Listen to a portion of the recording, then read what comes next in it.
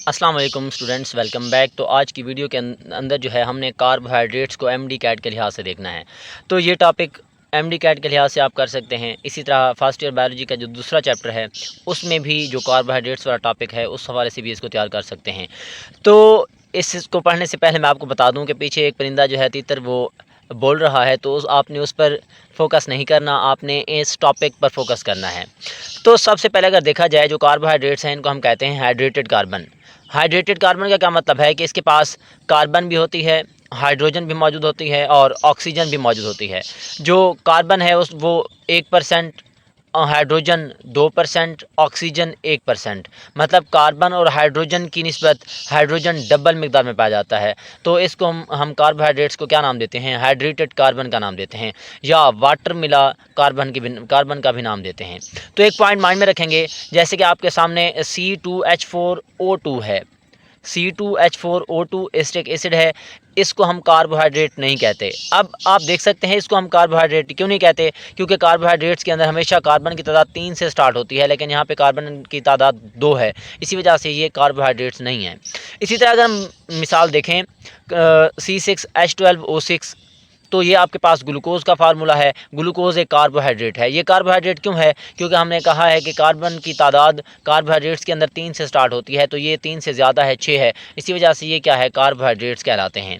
अब अगर हम केमिकली इसकी तारीफ़ करें, केमिकली इसकी तारीफ़ जब करेंगे तो कार्बोहाइड्रेट्स जो हैं वो पॉलीहाइड्रोक्सी एल्डिहाइड या पॉलीहाइड्रोक्सी कीटान होते हैं। मतलब इसके पास एल्डिहाइड ग्रुप भी होता है, कीटोन्स भी मौजूद होते हैं और हाइड्रोक्सल ग्रुप की बहुत बड़ी तादाद होती है, पॉलीहाइड्रोक्सी होता है। इसी वजह से हम कहते हैं कि जो कार्बोहाइड्रेट्स हैं वो पॉलीहाइड्रोक्सी एल्डिहाइड या कीटोन्स कहलाते हैं। इसके बाद अगर देखें, it is primary product of photosynthesis. जब फोटोसिंथेसिस का प्रोसेस होता है तो वहाँ पे जो सबसे पहले बनने वाली चीज़ है उसको हम क्या नाम देते हैं? कार्बोहाइड्रेट्स का नाम देते हैं।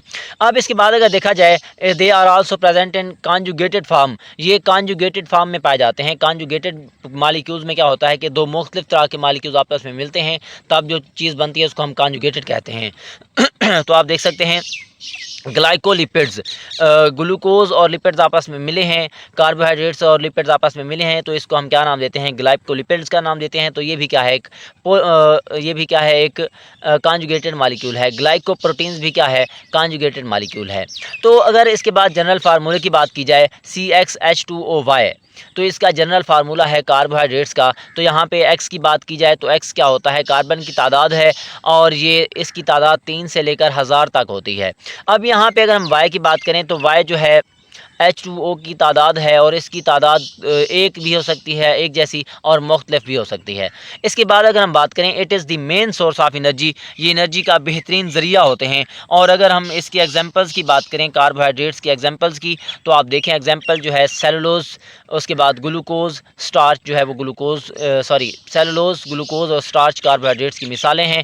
और कार्बोहाइड्रेट्स के ग्रुप्स की बात की जाए तो मेन 3 ग्रुप्स हैं: मोनोसेक्राइड्स, ओलिगोसेक्राइड्स, पॉलीसेक्राइड्स। फिर से सुने, मोनोसेक्राइड्स, ओलिगोसेक्राइड्स, पॉलीसेक्राइड। तो नेक्स्ट वीडियो के अंदर जो है हम क्या करेंगे? मोनोसेक्राइड्स के बारे में डिस्कस करेंगे, लेकिन उससे पहले हम तीनों का कंपैरिजन कर लेते हैं। अब आप देखें, ये मोनोसेक्राइड्स, ओलिगोसेक्राइड्स और ये पॉलीसेक्राइड्स। अब ये कॉमन फीचर्स होंगे, ये देखेंगे कि इनके आपस में कंपैरिजन क्या है। कॉमन नेम की बात करें, मोनोसेक्राइड सिंपल शुगर कहलाते हैं, ये कम्प्लेक्स शुगर कहलाते हैं, और ये मोस्ट कम्प्लेक्स शुगर कहलाते हैं। नंबर ऑफ़ शुगर्स की यूनिट्स की बात करें, मोनोसेक्राइड्स के पास सिंगल होता है, ओलिगोसेक्राइड्स के पास 2 से 10 तक होते हैं, और पॉलीसेक्राइड्स के पास 10 से ज़्यादा पाए जाते हैं number of sugar of units. इसके बाद टेस्ट की बात की जाए, मोनोसेक्राइड स्वीट होते हैं, ये लेस स्वीट एंड टेस्ट होते हैं, ये टेस्ट लेस होते हैं।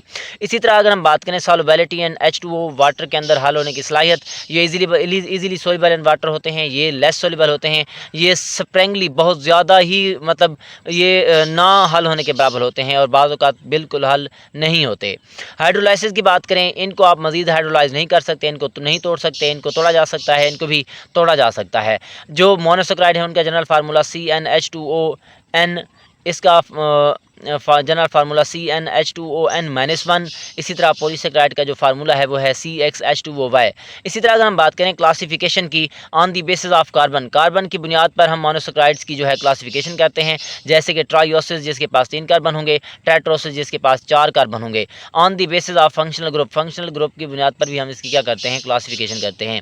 इसी तरह अगर हम ओलिगोसेकेराइड की बात करें तो इनके अंदर जो है डाइसेकेराइड, ट्राइसेकेराइड, मतलब इनके पास डाइसेकेराइड जो है वो हाइड्रोलाइज होने पर 2 मोनोसेकेराइड देते हैं। तो जो 2 मोनोसेकेराइड देगा वो डाइसेकेराइड, जो 3 देगा वो ट्राइसेकेराइड, जो 4 देगा वो टेट्रासेकेराइड। इसका मतलब क्या है कि मोनोसेकेराइड की तादाद की बुनियाद पर हम ओलिगोसेकेराइड की क्लासिफिकेशन करते हैं। इसी तरह पॉलीसेकेराइड की क्लासिफिकेशन हम करते हैं स्ट्रक्चर के लिहाज से, साख्त के लिहाज से, जैसे कि ग्लाइकोजन, सेलुलोज वगैरह वगैरह जो है वो पॉलीसेकेराइड्स की जो है क्लासिफिकेशन में आते हैं। ये आपके पास आसान और सिंपल सा टॉपिक है। तो इसके बाद नेक्स्ट वीडियो में हम पॉलीसेकेराइड्स की बात करेंगे डिटेल के साथ। तो आप लोगों ने 1 बाय 1 करके एक एक पॉइंट को आपने याद करते जाना है, इंशाल्लाह आपकी मारूज़ी गलत नहीं होगी। तो नेक्स्ट वीडियो तक दुआओं में याद रखिएगा। तो हाँ, लास्ट में आपको बता दूं कि आप लोग हमारे चैनल को सब्सक्राइब करें, शेयर करें और लाइक करें, ताकि मज़ीद वीडियो बनाने के लिए कॉन्फिडेंस मिले। दुआओं में याद रखिएगा। अल्लाह हाफ़िज़।